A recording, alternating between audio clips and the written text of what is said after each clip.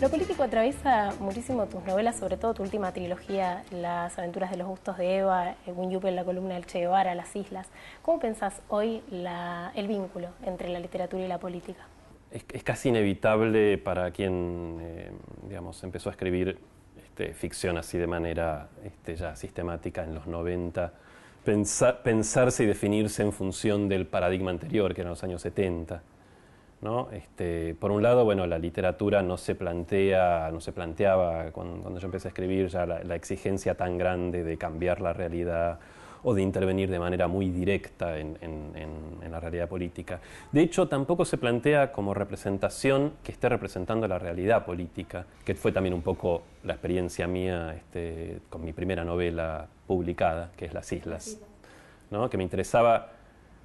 Estaba lejos de pensar, bueno, voy a escribir una novela para contar lo que verdaderamente pasó en Malvinas. Dije, no, voy a escribir una novela para contar todas las mentiras, digamos, todas las ficciones, todo lo imaginario de Malvinas que circuló, y voy a tratar de entrar en esa lógica para generar nuevas ficciones, nuevas mentiras, si se quiere, nuevos mitos. Creo que por otra parte la literatura, cuando es buena, sobre todo, no sé si es el caso de la mía, pero sí, cuando es buena, es creadora de realidad. En Las islas casi que anticipaste Puerto Madero, porque si bien hablas de Malvinas, el relato empieza en el 92, cuando empieza el menemismo, y sitúas la escena en Torres de Puerto Madero, que en ese momento no existían. No anticipé Puerto Madero, yo fundé Puerto Madero. Después el menemismo me copió la idea.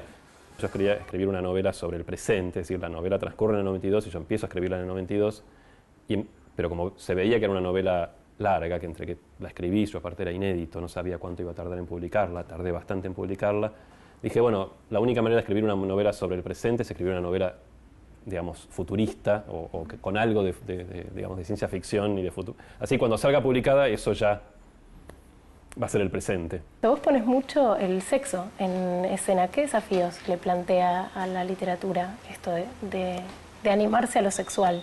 O sea, a mí me divierte.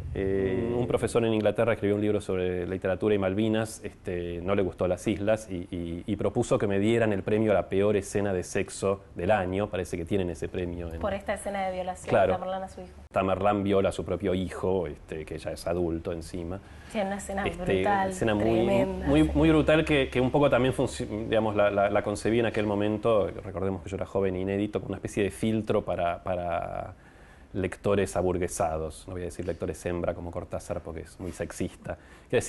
Bueno, mira, te la pongo en el primer capítulo, si esto no te gusta, podés bajarte acá y no sigas, porque la novela, digamos, va a ser así. Y yo lo primero que pensé es, no es una escena de sexo, digamos, es una escena de violencia, digamos, y no tiene ninguno de los elementos que se supone que podría tener la literatura erótica.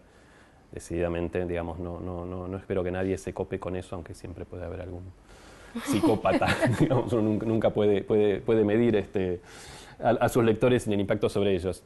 Por otra parte, digo, el sexo muchas veces aparece, supongo, en mis novelas como otra cosa, digamos, siempre está relacionado con la violencia, con el ejercicio del poder, digamos, como manifestación o algo que acompaña al poder del dinero. Creo que la trenza sexo-poder es lo que me interesa, sobre todo por ahí en el ciclo de las novelas. Hay un cuento que a mí me gusta mucho que está en este libro, el libro de los afectos raros, que se llama Marina en Sol y Azul Cobalto, que me gusta mucho, pero es sumamente perturbador, porque justamente pone el sexo o la sensualidad o el deseo de sexualidad en escena con un profesor particular y una niña mucho más chiquita que la Lolita de Nabokov. ¿Cómo surgió ese cuento, ese personaje, ese vínculo? Sí, es un cuento que todavía hoy, cuando lo releo, digo, wow, ¿cómo me animé a escribir esto en aquel momento?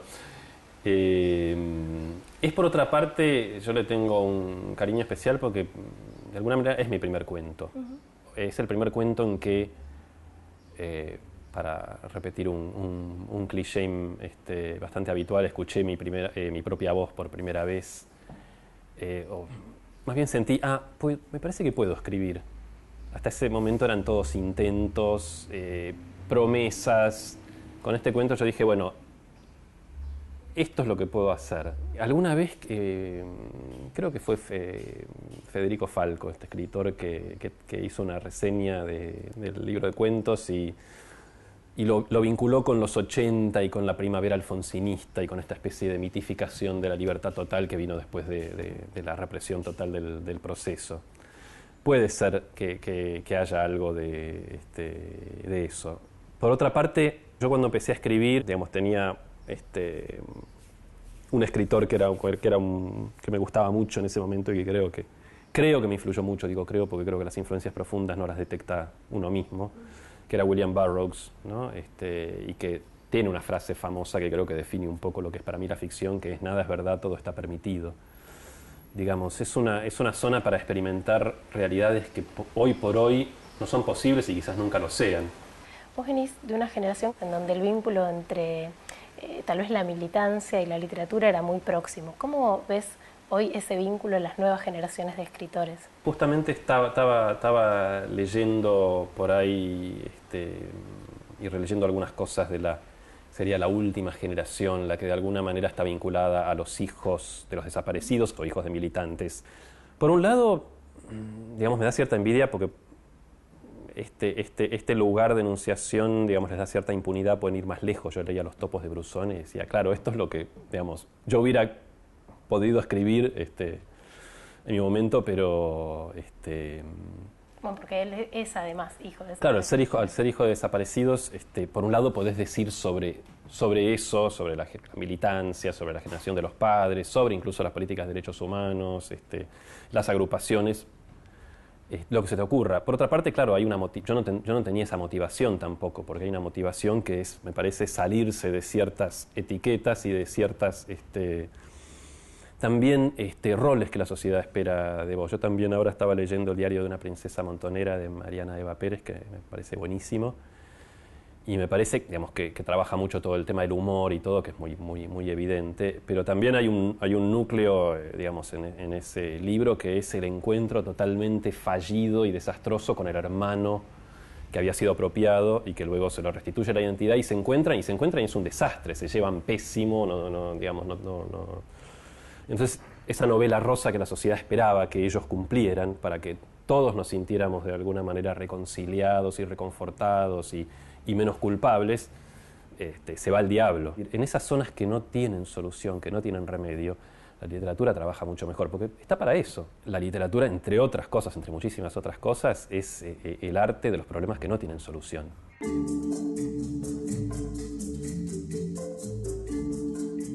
Vos sos un gran lector de Joyce y has publicado un libro que explica, que da claves de lectura para leer al Ulises, ¿no? ¿Por qué te parece que un lector común debería hacer el esfuerzo para leer el Ulises? Antes de escribir el libro, yo venía dando talleres de lectura, sobre todo del Ulises de Joyce, que implica leer Dublineses y Retrato del artista adolescente, porque son, digamos, las historias y los personajes de esos dos libros anteriores confluyen en Ulises. Y la gente se pasaba un año leyendo todo eso, más de uno sacó las cuentas de cuánto le había costado leer el Ulises, ¿no? Pero nunca encontré a nadie que me dijera no valió la pena. Es una novela que se parece, digamos, más que ninguna otra que yo conozca a la vida cotidiana. De hecho, es la vida cotidiana, o sea, no hay una historia en el Ulises de Joyce. Es un día en la vida de algunos personajes, y en ese día muchas veces se narran los hechos menos dramáticos. Hay momentos dramáticos que caen, digamos, que quedan entre bambalinas o caen entre un capítulo y otro. Es una especie de técnica, la de Joyce, anti-melodramática y antidramática, te diría también. ¿Conoces sobre todo al personaje principal, Bloom? Alguno de los otros críticos de Joyce ha dicho, llegamos a conocerlo mejor de lo que nos conocemos a nosotros mismos. Te entrena para escucharte pensar, ¿no? Primero te enseña que el lenguaje, no hay dos modalidades o formas fundamentales del lenguaje, el lenguaje oral y el lenguaje escrito. Hay tres: el escrito, el oral y el lenguaje del pensamiento. ¿Qué es otro? Tiene otra dinámica y tiene otra manera de relacionarse con la realidad, con el pensamiento y con las emociones. Y creo que cuando lees el Ulises lo ves. ¿Y vos recordás cómo llegaste a ese libro? ¿A Ulises? Al Ulises. En la literatura, sobre todo, siempre me gustan las cosas difíciles y que implican un desafío. Hice un primer intento de leerlo a los 19, me lo llevé de viaje encima a México, o sea, disparate. Cualquiera. Claro. Después hice un segundo intento ya cuando estaba en la facultad, y creo que en el primero no pasé del capítulo 3, segundo intento creo que llegué al 15, que es como uno de los más largos y más complejos. También mordí el polvo. ¿Y por qué crees que pasa eso? El Ulises es dificilísimo, o sea, Joyce era un desgraciado, no tiene la menor piedad con sus lectores. O sea, si te va a dar el lenguaje del pensamiento, te va a dar el lenguaje del pensamiento. Y claro, la diferencia fundamental entre el lenguaje del pensamiento, el que no es comunicativo. Vos como lector tenés que estar diciendo, este es su marido, su amante, su novio de infancia. Con cuidado, vas viendo que Joyce te lo arma de tal manera que con un poco de esfuerzo lo vas descubriendo. No hay autor que respete más a sus lectores que Joyce, porque no los respeta como son, sino como pueden llegar a ser. Él quiere que nos convirtamos en mejores lectores, y creo que esa es una de las otras cosas que da el Ulises. Después de leer el Ulises, casi que podés leer cualquier cosa, menos el Finnegan's Wake. ¿Recordás cuáles fueron los primeros títulos que leíste? ¿Cuáles fueron las primeras cosas que te conmovieron? Lo que más recuerdo de lecturas de infancia, un autor para niños brasileño, que ahora ya no se lo ve tanto acá, por lo menos en Brasil sigue siendo muy conocido, Monteiro Lobato, que tenía toda una gama de personajes que viajaban en el tiempo y a mundos imaginarios. Entonces, el famoso tema, cómo hacer que los chicos lean o qué darles para leer. Mientras lean, da lo mismo que lean cualquier cosa, ¿viste? La pasión de la lectura después, en algún caso, se transferirá a mejores libros y mejores autores o no, pero si forzás la lectura de autores serios o difíciles de entrada, puede ser más perjudicial que otra cosa. Vos además sos traductor y tradujiste obras como súper clásicas, tradujiste a Graham Greene, a Shakespeare incluso. ¿Cuál es el mayor desafío que te presenta una traducción? Y yo diría lograr recrear el efecto que tiene sobre el lector el texto en su lengua original en la nueva lengua, ¿no? ¿Es cierto eso que dicen los italianos de el traductor y el traditore, que son todos traidores? Sí, yo creo que tenés que traicionar. El tema es qué traicionás. Por ejemplo, hay un momento que Hamlet descubre a Polonio detrás del tapiz, ¿no? Y dice algo así como, si me acuerdo bien, "What now? A rat, dead for a ducat, dead." Y lo atraviesa con la espada, a través del tapiz. En una de las traducciones que leí dice, ¿qué es eso? ¿Una rata que espía? Ha puesto un ducado a que la mato. Yo dije, claro, si tiene que decir todo eso, el otro se escapó. No puede apostar nada. No, aparte no podés actuar, matar a alguien diciendo todo eso, y con esa sintaxis, ¿no? Creo que lo que me salió algo así como, una rata, un ducado a que la mato. Pero hasta tiene que tener como un determinado ritmo que acompañe un ritmo físico, ¿no? Yo una cosa que hago mucho, sobre todo con Shakespeare, es antes de hacer yo la traducción, bueno, habiendo leído, viendo las notas, conociendo bien la obra, pero la escucho en audio, digamos, que son puestas teatrales, casi hasta que me quedo dormido, hasta que ya ni le escucho el sentido a las palabras, se convierte en una especie de mantra. Me imagino, me ilusiono que me entra una especie de ritmo físico que después cuando traduzco se traslada al español. Carlos, ¿seguís escribiendo en esos papelitos de colores de ese modo tan loco que haces una suerte de collage que alguna vez he visto? Se me ocurre una idea, no todo en un papelito, se me ocurre digamos, esa idea de repente al día siguiente aparece ya como una escenita, una microescena con un fragmento de diálogo. A veces esos diálogos son 2 frases y a veces se empiezan a extender. Y agarro lo que tengo a mano y las voy juntando, digamos, en un sobre. Y en algún momento determinado quiero ver si en todo eso hay suficiente masa crítica para empezar a pensar ya en una novela. Entonces los saco, los voy agrupando por temas, después agarro ya hojas tamaño oficio, que es lo que me gusta trabajar para la ficción, y los empiezo a pegar. La etapa de los papelitos es un poco una manera de no forzar la cosa y no sentir que estoy yo en control. Escribir ficción, sobre todo, es en gran medida el arte de la espera y de la paciencia. Tenés que esperar que las cosas, los personajes vengan a vos.